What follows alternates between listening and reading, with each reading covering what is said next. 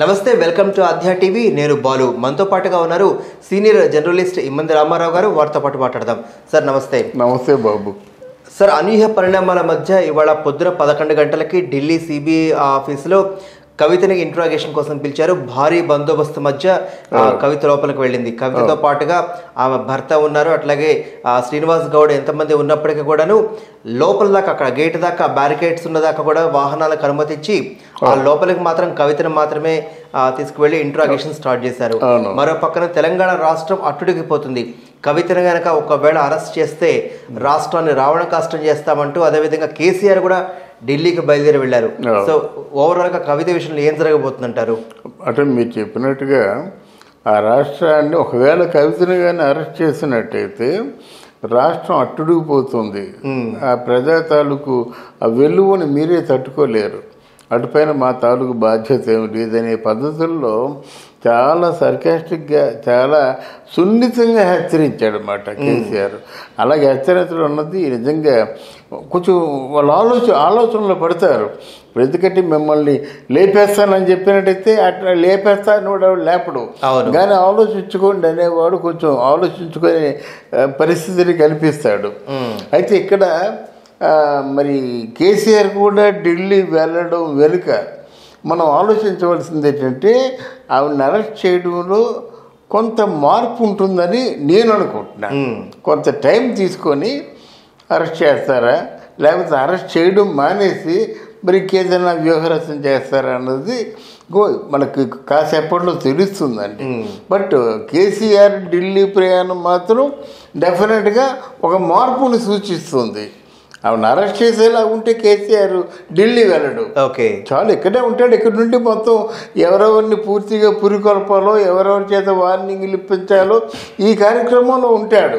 కానీ అక్కడికి వెళ్ళినట్టయితే ఇదేదైనా అంటే ఏ విధంగా అరెస్ట్ చేద్దాం అనుకుంటారో అరెస్ట్ తాలూకు అంటే ఆ పథకంలో ఏవైనా మార్పులు వచ్చేలాగా మళ్ళీ ఇంకా కొంత టైం తీసుకునేలాగా చేస్తాడన్నది నా ఆలోచన. అయితే ఇప్పటికే నిన్న జరిగినటువంటి జంతర్ మంతర్ దగ్గర ఉమెన్స్ బిల్ కోసం కవిత చేసినటువంటి దానికి దేశ మొత్తంలో ఏదైతే ప్రతిపక్షాలు కావచ్చు, లేకపోతే కొంతమందిని ఎవరినైతే సంఘీభావం తెలపడానికి వచ్చారో వాళ్ళని చూసిన తర్వాత ఏమనుకోవచ్చు, కవితలో ఉన్నటువంటి ఆ స్టామినా లెవెల్స్ ఎట్లా చూడాలంటారు?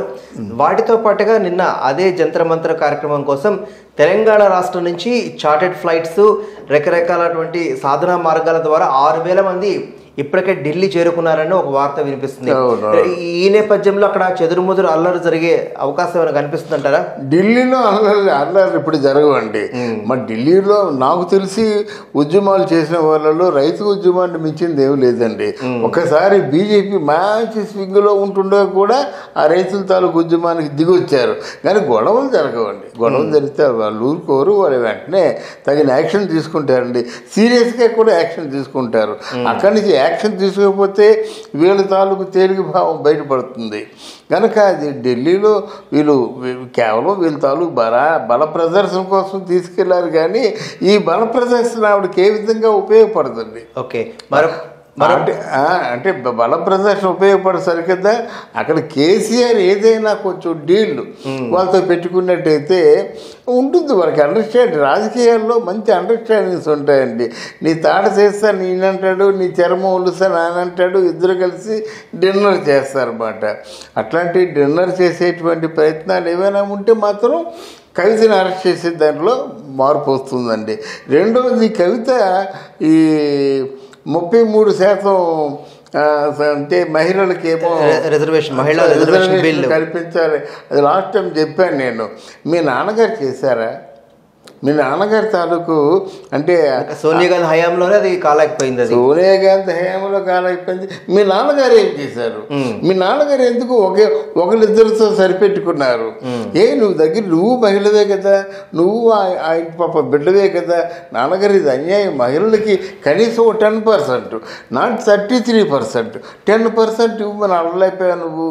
మీ సొంత నాన్నని అంటే ప్రజాప్రతినిధిగా ఉంటూ సొంత నాన్నని నిలదీయలేని దానివి వచ్చి కేంద్రంలో ఎవరిని నిలదీస్తావు? నువ్వు నిలదీస్తే నీ నిలదీతకి అంటే ఇంకితం ఉంటుందా, చిత్తశుద్ధి ఉంటుందా అనేది నువ్వే ఆలోచించుకోవాలి. మరో పక్కన ఈడీ మోడీ చెప్పినట్లుగా వినేటువంటి కీలుబొమ్మ కాబట్టి మోడీ ఎక్కడైతే స్థానిక పార్టీలు లోకల్ పార్టీస్ ఉన్నాయో వాళ్ళని అడగదొక్కడానికి మాత్రమే మోదీ అమిత్ షా పన్నాగం అంటూ ఏదైతే ఢిల్లీలో ఆ ప్రభుత్వం ఉంది, అట్లాగే పంజాబ్లో ఆ ప్రభుత్వం ఉంది, ఇక్కడ తెలంగాణలో టీఆర్ఎస్ ప్రభుత్వం, మోడీకి వ్యతిరేకంగా ఏ ఏ పార్టీలు అయితే లోకల్ పార్టీస్ మాట్లాడుతున్నాయో వాళ్ళని మాత్రమే నోరు నొక్కే ప్రయత్నంగా దీనిని చూస్తున్నారు. ఎందుకంటే దీంట్లో స్కామ్ లేదు, పాడు లేదు అంటూ ఇప్పటికే అంటే 10,000 కోట్లు 20,000 కోట్లు లెక్క చెప్తున్నారు, కానీ ఇంతవరకు ఎక్కడైనా డబ్బులు సీజ్ చేశారంటూ తెలంగాణ వాళ్ళు అడుగుతున్నారు. దీంట్లో వాస్తవం ఎంత? వాస్తవం ఎంతంటే తెలంగాణ వాళ్ళు అడిగినా సరే వాళ్ళు నిరూపించారు కదండి. కవిత తాలూకు లిక్కర్ స్కామ్ ఎంతో 8,000 కోట్ల చిల్లర వాళ్ళు నిరూపించారు. దెర్ ఇస్ నో ఆర్గ్యుమెంట్కి అవకాశం లేదు. కానీ వీరు కేవలం వాంటెడ్గా మా మీద బురద జల్లుతున్నారని నోటి మాటలు చెప్తున్నారు, కానీ వాళ్ళు అలా కాదు, ఇన్ యాక్షన్ వాళ్ళు చూపించారన్నమాట. వాళ్ళకు ఉంది, ఇంకా ఎవరో ఒక పెద్ద మనిషి మన ఆంధ్రాలో ఉన్న పెద్ద మనిషి తాలూకు భార్యకి ఉంది, ఆ పేరు కూడా బయటకు వచ్చింది కదా. ఈ మిమ్మల్ని మార్చలేరు, వాళ్ళు సర్దుకోగలరు, మాఫీ చేయగలరేమో కానీ మార్చలేరు. అందువల్ల అది అది అది అది కరెక్ట్ ఆర్గ్యుమెంట్ కాదండి. అంటే ఇప్పటికే ఆప్ నేత మనీష్ సిసోడియాతో పాటుగా 11 మందిని అరెస్ట్ చేశారు. ఛార్జ్ షీట్ లో ఎక్కడా కూడా కవిత పేరు ప్రస్తావన లేదు. కేవలము ఎవరైతే కవిత బినామీగా చెప్పుకుంటున్న వాళ్ళు ఉన్నారో వాళ్ళు నేను కవితకి బినామీని మాత్రమే అంటూ ఆయన చెప్పినటువంటి స్టేట్మెంట్ ఆధారంగా నన్ను తీసుకెళ్తున్నాడు తప్పిస్తే నన్ను అరెస్ట్ చేయడానికి ఎక్కడా కూడాను 1% కూడా ఛాన్స్ లేదు అంటూ కవిత లోపలికి వెళ్తూ తన పిడికిలి బిగిస్తూ అందరికి అభివాదం చేస్తూ లోపలికి వెళ్ళారు. మరో పక్కన టీఆర్ఎస్ వాళ్ళు చెప్తున్నారు, అరెస్టులు మాకు కొత్త కాదు, ఉద్యమ సమయంలో మేము అరెస్టులు చాలా చూసాము, ఇట్లాంటివి మమ్మల్ని ఎంత ఇదిగా ఇస్తే అంత ఇదిగా రిటర్న్గా బౌన్స్ అవుతామంటూ వీళ్ళు అంటున్నారు. వీళ్ళు కేసీఆర్ కానీ, కేసీఆర్ కూతురు కానీ, కేసీఆర్ కొడుకు కానీ చాలా చక్కగా మాట్లాడతారండి. అంటే వాచక స్పష్టత ఉంది అక్కడ. నువ్వు బినామీని ఎందుకు పెట్టుకుంటావు? ఫర్ ఎగ్జాంపుల్ ఎందుకు పెట్టుకుంటే నీ తాలూకు ఆపరేషన్స్ అని ఆయన చేస్తాడు, నీకు బదులుగా ఆయన చేస్తాడు. నీకెంత హక్కు ఉంటుందో ఆయనకి అంతే హక్కు ఉంటుంది, కానీ ఆయన మీద నీకు హక్కు ఉంటుంది. ఇవన్నీ ఉంటే ఆయన ఓవరాల్గా ఆయన చూసి నీ చేతిలో ఉంటుంది. అందుకే బినామీ అనుకుంటున్నారు.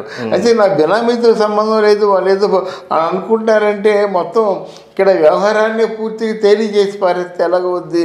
సంబంధం వస్తే నువ్వు ఎందుకు వెళ్ళాలి? నువ్వు చెప్పచ్చు కదా, కమాన్ లెట్ యు ప్రూవ్, నన్ను నిరూపించండి, ఎక్కడ నేను ఈ విధంగా లెక్కర్ స్కామ్లో నేను మీకు పట్టుబడ్డాను చెప్పండి అని వాళ్ళు ఛాలెంజ్ చేయొచ్చు కదా. ఛాలెంజ్ చేసి సిబిఐని కూడా వాళ్ళకి కళ్ళు తెరిపించవచ్చు కదా. మీరు ఇలాగ తప్పుడు కేసులు పెట్టద్దు, మీరు మీరంటే ఎవరికి పడకపోతే వాళ్ళ మీద తప్పుడు కేసులు పెడుతున్నారు, వాళ్ళ గొంతులకి ప్రయత్నం చేస్తున్నారు అని చెప్పొచ్చుగా.